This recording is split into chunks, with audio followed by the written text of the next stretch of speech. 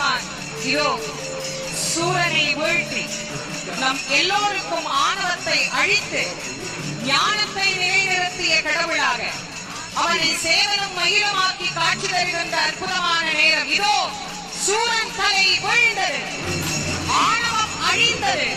நம் அனைவருக்கும் முருகப்பெருமான் இந்த கந்த சஷ்டியினுடைய நாயகனாக காட்சி தருகின்றார். வெற்றிவேல் முருகனுக்கு, வீரவேல் முருகனுக்கு, ஞானவேல் முருகனுக்கு, வெற்றிவேல் முருகனுக்கு.